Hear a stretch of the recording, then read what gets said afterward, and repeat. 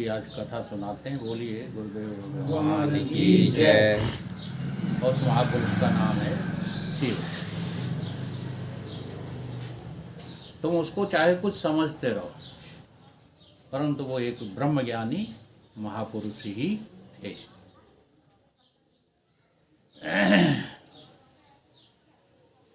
ओम जगदाधार ओम जगदाधार सर्वधिष्ठान धात्रे नमः। सर्वधिष्ठान धात्रे नमः।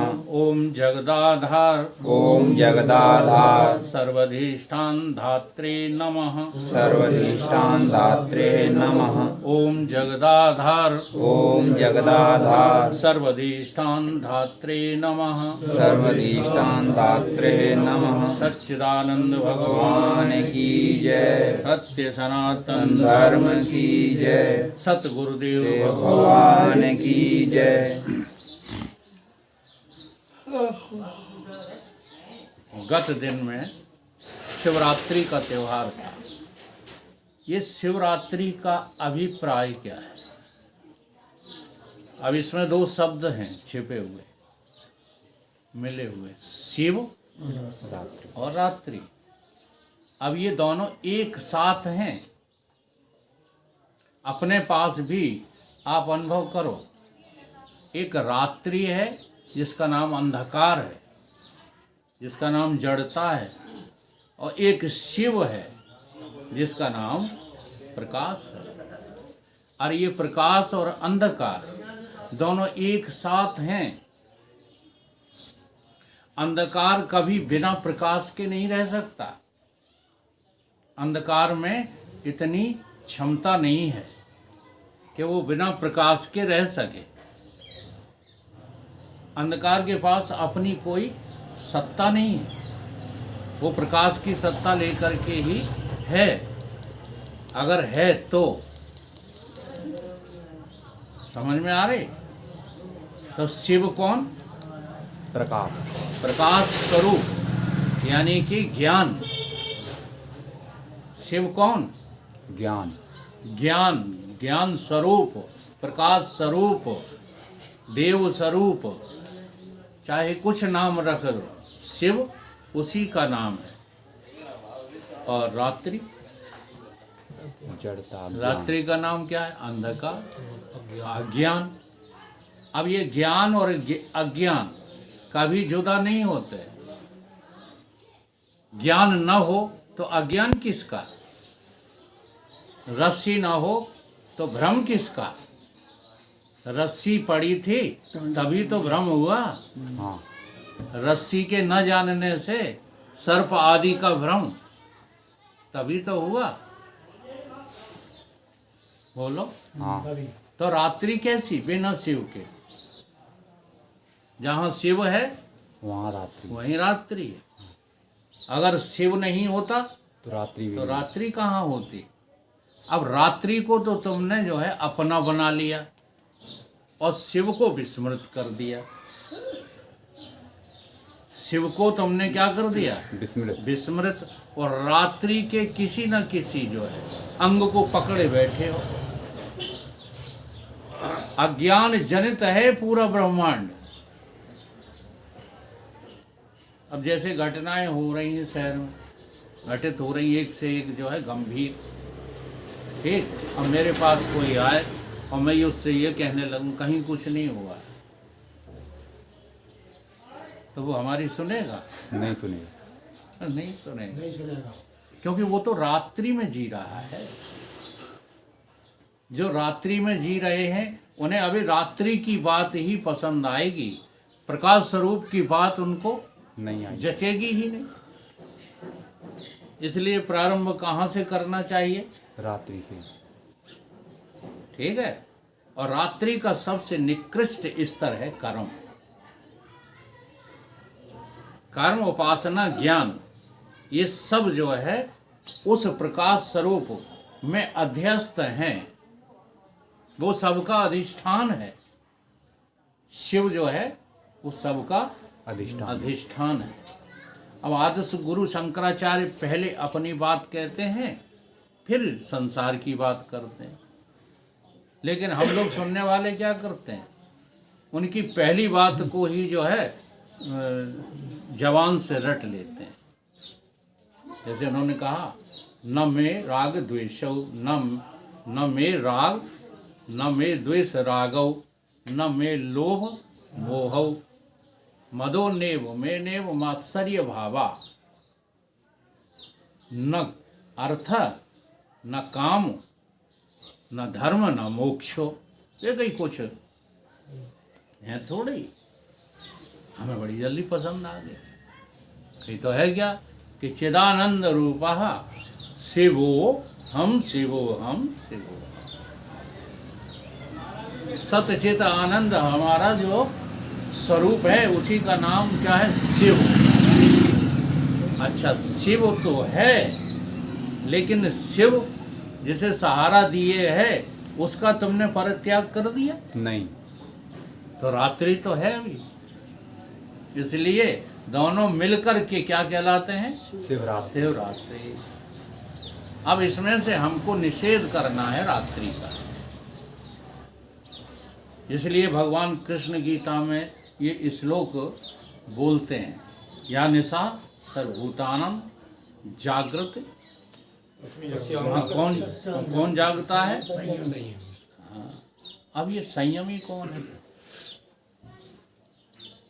संयमी किसको कहते हैं? सवेरे 4 बजे जाग जाए, हैं, जाग के कुल्ला दातन कर ले, फिर तिलक विलक लगा के शान बघारे कि देखो हम जाग गए, सब सो रहे हैं।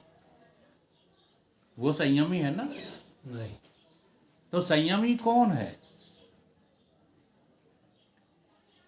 जो कर्म से कर्म कर करके कर्म का त्याग करे। कर्म कर करके कर्म का त्याग कैसे होगा? कर्म करो परंतु गैरों के लिए करो, अपने लिए कुछ मत करो। तो कर्म का त्याग संभव है नहीं, कभी संभव नहीं हो सकता। औरों के लिए जो जीते हैं, औरों के लिए जो मरते हैं, भगवान उन्हीं इंसानों पर बस नजरें इनायत रखते हैं। भगवान की नज़र में केवल वही साधक है जो औरों के लिए जो कर्म कर रहा है। अब इसकी परिभाषा बड़ी जटिल है, क्योंकि उसका सहारा तो तुम भी लेते हो। परिवार को पालने के लिए हम लगे रहे, है ना? वे और ही तो थे। तो और की परिभाषा क्या है? और की परिभाषा है जो मुझे अपने भीतर और लगे, और जो मुझे अपने भीतर अपना लगे वो और नहीं होता। समझ में कुछ बात आ रही? जब तुम औरों के लिए करोगे तो कर्म से पहचान क्या है कि कर्म से आस्था खत्म हो जाएगी, कर्मों से तुम्हारी रुचि ही खत्म हो जाएगी, और तुम वहाँ जो है चिपक जाओगे जहाँ ईश्वर है। अब वो चाहे निराकार हो, चाहे साकार हो, चाहे मंदिर वाला हो, चाहे बिना मंदिर का हो, अब तुम्हें चैन नहीं मिलेगा। 24 घंटे उसी की चर्चा करोगे तो कर्म से छुट्टी। ऐसे ही जो है भक्ति से, भक्ति भी जब निष्काम होती है तब उस भक्ति का फल जिज्ञासा सामने आता है, अदरवाइज नहीं आएगा। और जिज्ञासा तब पूरी होती है जब हम गुरु के प्रति पूरे जो है समर्पित हो जाते हैं। ये आधा अधूरा समर्पित होना समर्पण नहीं है। दिन दिन में तो गुरु और रात को शुरू, वो गुरु नहीं है। फिर गुरु कहा है तो गुरु उपसत्ति बहुत जरूरी है। गुरु उपसदन, गुरु उपासना, गुरु के समीप रहना 24 घंटे। 24 घंटे गुरु के समीप रहने का अर्थ जानते हो? नहीं जानते। अभी गुरु के समीप हो कि नहीं? अभी भी नहीं है। तो फिर कैसे समझाएं? गुरु के समीप कैसे मानोगे? हैं? जैसे परमानंद जी तुम्हारे गुरु हैं, तो उनके पास बैठ जाओ जाकर, वहाँ तो जो है वो हमारे ज्योतिर्मानंद जी बैठे रहते हैं, तुमको जगह ही नहीं मिलेगी, फिर कैसे बैठोगे? हैं? अरे गुरु के समीप बैठने का अर्थ है गुरु आज्ञा को 24 घंटे अपने साथ रखना। गुरु उपसदन के बिना कभी जिज्ञासा तुम्हारी हल नहीं होगी। समझ में आ रही बात? हाँ, अभी अभी गुरु के पास हो जाओ, परंतु उसके लिए परित्याग की जरूरत है। अगर मन में किसी और के पास बैठे हो तो गुरु के पास कैसे बैठ पाओगे? जैसे एक आदमी घूरे पे बैठा है और दूसरे आदमी ने घूरे की डलिया उसके ऊपर फेंक दी, है ना? हाँ। देख कर फेंक दी। हाँ। जैसे मान लो जैसे हमारी उसकी दुश्मनी है। हाँ। अब फैसले के लिए पहुंचे गुरु के पास, कौन की गलती है? फेंकने वाले की, बैठने वाले की? बैठने वाली। ये सुना के तुम जो है कहने लगे। अब देखना, दृष्टांत में तो तुमने कह दिया कि नहीं? कि बैठने वाले की गलती है, घूरे पे बैठा ही क्यों, है ना? अब घूरे पे बैठोगे तो तुम्हें मिलेगा क्या? बुरा ही मिलेगा। कि तुमने जो है स्वीकार कर लिया, लेकिन आम अपनी पर्सनल जिंदगी में क्यों नहीं स्वीकार कर रहे? अच्छा, अपनी पर्सनल जिंदगी में कहाँ पर बैठे हो? बुरा नहीं लगता।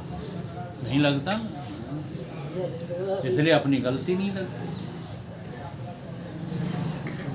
इस गलती को जो स्वीकार कर लेते हैं वो अपने स्वरूप में स्थित हो जाते हैं, फिर वो सारी जगत की आत्मा हो जाती है। ठीक, उसके विषय में जो है तुलसीदास जी ने शिव का वर्णन किया।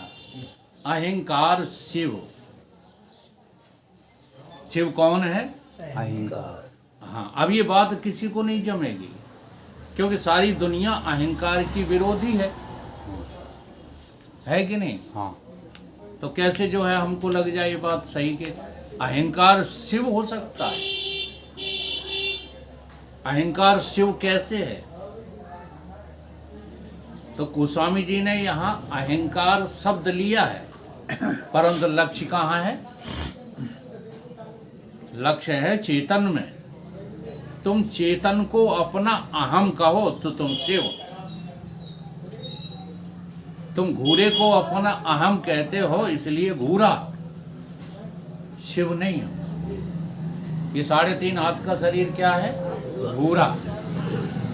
तुम्हारा मन बुद्धि चित्त अहंकार क्या है? घूरा। तुम्हारा प्राण क्या है?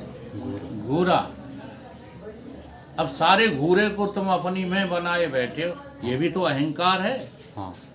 तो ये अहंकार शिव नहीं है, वो अहंकार शिव है जिसने अपनी मैं को केवल चेतन से जोड़ रखा है। अहंकार शिव। बुद्धि अज शशि मन चित्त महान, मनुज रूप ये सचराचर रूप रास। जगदात्मा महेश पुरारी, जगत जनक सबके हितकारी। महेश कौन है? जगत की आत्मा। अच्छा, कहाँ रहती है जगत की आत्मा? पूरे जगत की आत्मा कहाँ रहती है? जैसे हम आपसे पूछें कि जितने मकान हैं भिंड में, सब मकानों की आत्मा कहाँ रहती है? हैं? सारे मकानों की आत्मा एक ही है कि 2-4 हैं? एक ही। तो सारे जगत की आत्मा मैं हूं।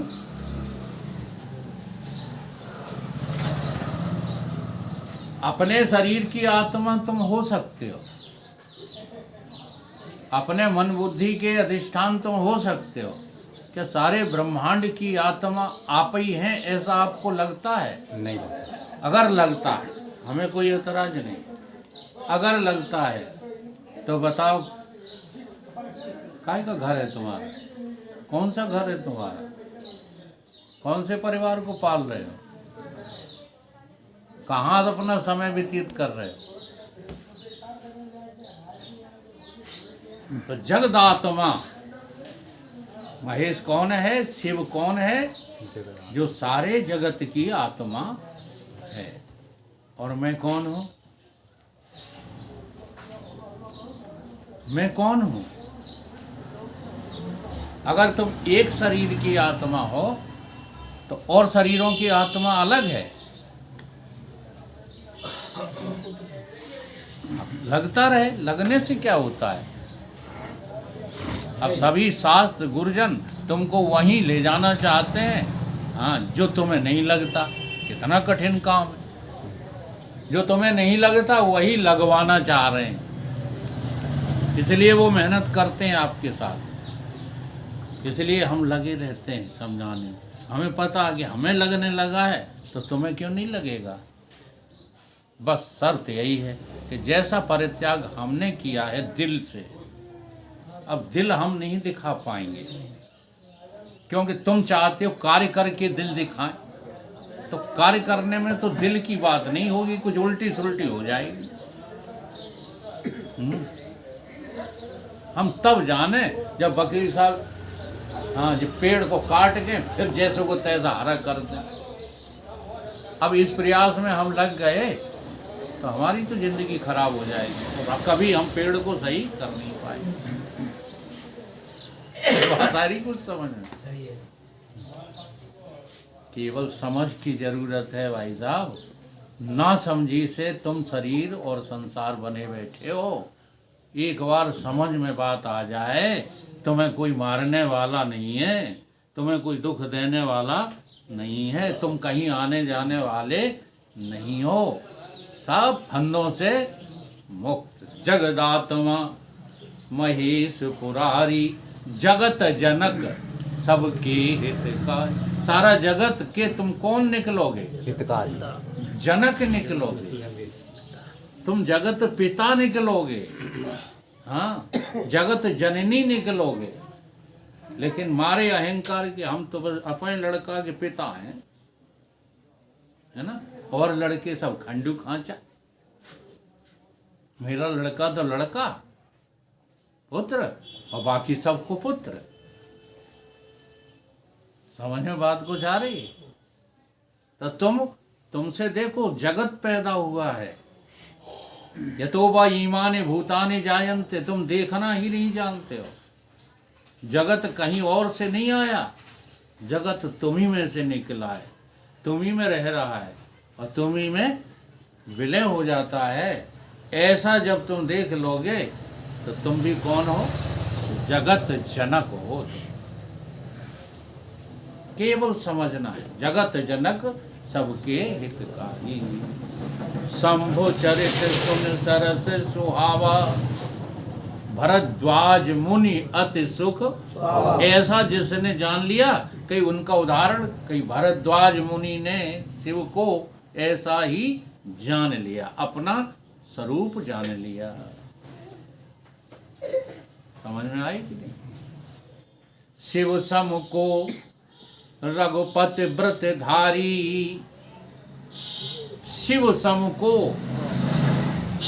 शिव के समान और कोई दूसरा होता ही नहीं है। हाँ, शिव के अलावा और संसार में कोई दूसरा है ही नहीं। जब शिव की चर्चा चले, जब शिव का महिमा शिव की गाओ, देख लो गोस्वामी जी शिव की महिमा में क्या कह रहे हैं। अब जब राम की गाएंगे तो शिव फिर कुछ नहीं, फिर राम ही राम। कृष्ण की गाएंगे तो कृष्ण ही कृष्ण। इन बातों का अर्थ क्या है? इन बातों का अर्थ है कि तुम्हारे अलावा और इस जगत में कोई है ही नहीं। ये समझ ही, हाँ, तुम्हें चैन देगी।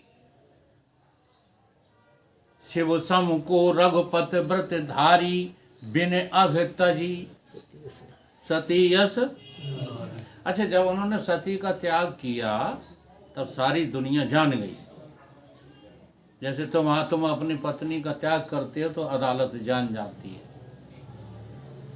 तलाक लेते हो, मार पिटाई करते हो, हैं, घूसम घासा करते हो, कहीं कुछ करते हो, कहीं जो है दाढ़ी बढ़ा लोगे, तिलक लगा लोगे, हम तो त्याग आए।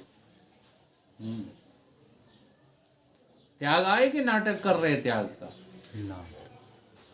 तो क्या है इस चौपाई का अर्थ?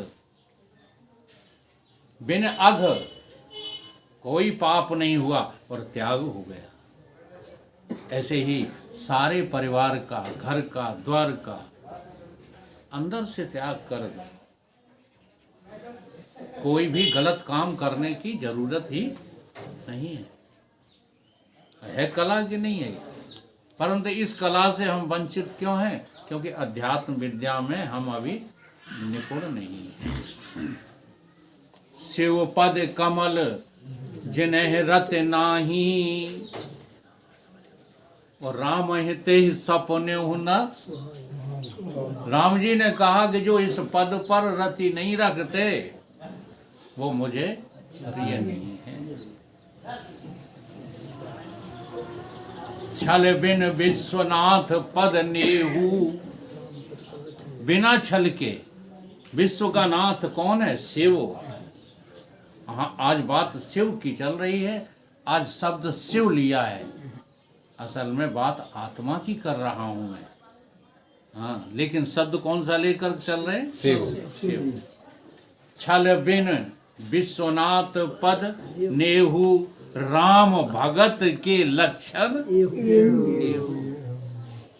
भगवान की भक्ति किसको कहते हैं? जो आत्म पद में रति रखता है। जो अनात्म पद में रति रखता है वो ढोंगी है, वो भगवान का भक्त नहीं हो सकता है। अब अनात्म पद में हम इतने व्यस्त हैं कि आत्मा की बातें कर करके दिखाते हैं और अनात्मा को बिल्कुल नहीं छोड़ना चाहते। अनात्मा से आसक्ति और आत्मा से निरासक्ति, और हैं को कई आत्मज्ञानी, ऐसे ही आत्मज्ञानी होते हैं। गहरा चिंतन है, खूब जो है विचार करते रहो इस बात पर, और शिव तत्व को जो है खोजो। चिदानंद सुखधाम शिव, ये शिव नहीं है जो तुम धरती काटे फिरते रहते हो। यहाँ से चले गए भड़बड़ाते हुए गंगा नदी में, गंगा नदी से पानी भर लाए, फिर भड़बड़ाते हुए चले आए। हाँ, कहीं कुछ कर रहे हो, कहीं कुछ कर रहे हो। दुनिया भर की मेहनत समझ में उनका भी कुछ अर्थ है। हमें तो एक ही बार में सब समझ में आ गया। लोग कई 20-20 बार भरते हैं और फिर भी कहते हैं कि अभी एक और रह गई इससे। हम इसका भी विरोध नहीं करते। वो कांवरिया जो ईमानदारी से जल भरने जाते हैं वो उन लोगों से श्रेष्ठ हैं जो धन जोड़ने में लगे पड़े हैं, उनसे श्रेष्ठ है। हम शास्त्रों की गलत बात करने को तैयार नहीं है। शास्त्र की आज्ञा के अनुसार जो ईश्वरीय कार्य के लिए थोड़ा सा भी चला है वो उनसे श्रेष्ठ है जो जगत के जो है खून को चूस रहे हैं। ये जगत, ये संसार, हाँ, भोग के लिए नहीं है। ये बड़ी मुश्किल से समझ में आता है। योग के लिए संसार दिखा है। ये दुनिया हमको जो दिखी है, हाँ, पशुओं को दुनिया नहीं दिखती, पेड़ पौधों को दुनिया नहीं दिखती, दुनिया केवल मनुष्य को दिखती है। क्यों दिखती है? कि वो जान जाए ये जो दिखता है वो निर्वक झूठ, इसमें कोई सच्चाई है ही नहीं। चिदानंद सुखधाम शिव, विगत मोह मद काम, महि विचरे हरि हृदय धर, सकल लोक अविराम।